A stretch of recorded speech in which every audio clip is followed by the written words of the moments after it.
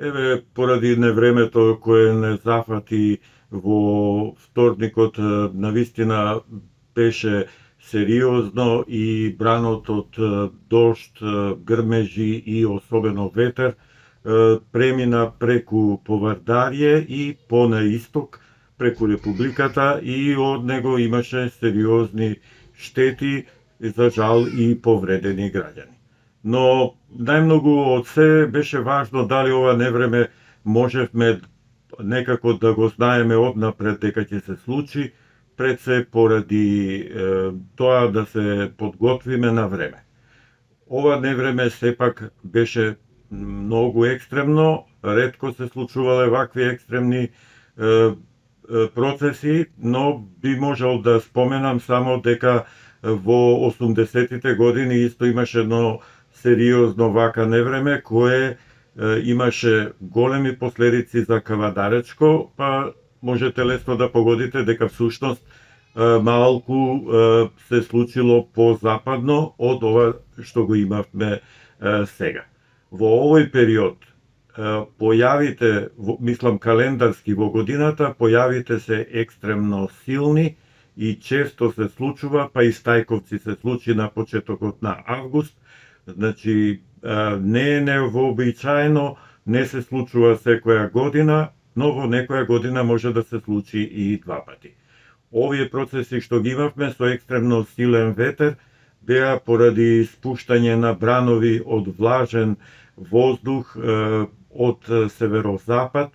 преку првата половина на Јадран, значи посеверниот дел на Јадран, а потоа невремето навлезе во најмалку 3 брана со врнежи преку делови од Босна, Црна Гора, Косово, преку Србија, но не зафати и нас.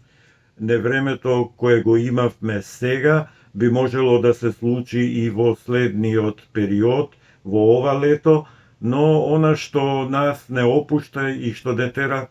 на некој начин да сме невнимателни е тоа што ваков тип на невреме обично ќе кажеме дека се случува еднаш во 10 години, некои ќе кажат не, вакво се случи само пред 50 години, но тоа не е доволно. Климата станува поекстремна,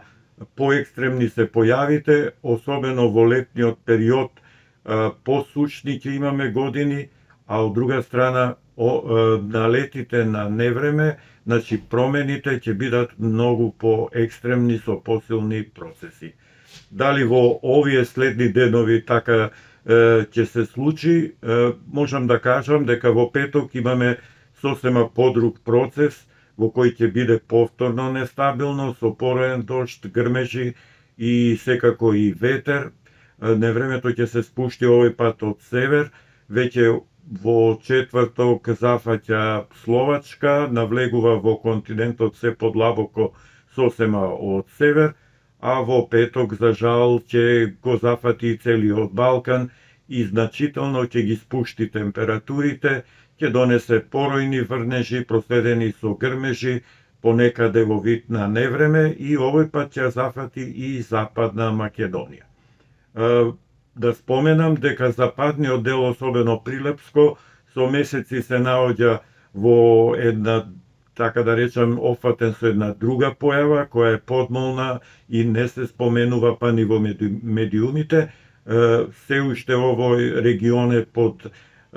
екстремна суша, луѓето се загрижени и посевите веројатно и делумно се уништени, но овој пат во петок со освежувањето ќе има врнежи на секаде, барем според прогнозите. Дали во деновите потоа брзо ќе биде постабилно, ќе според прогнозите ќе имаме стабилизирање од неколку дена и за западот повторно се очекува пред се во вторник, краткотрајно во попладневните часови, нестабилно време со грмежи, пороен дожд и со ветер.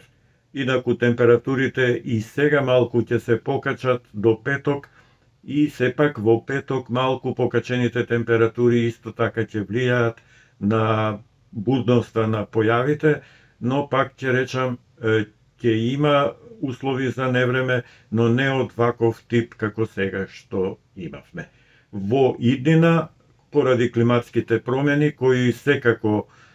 знаеме дека веќе ја зафатија земјината топка пред се атмосферата, но вкупно и целиот систем, копното, морињата и атмосферата, поради нив климата станува поекстремна и во иднина би требало не само за вакви појави да бидеме подготвени, туку и за поекстремни од нив.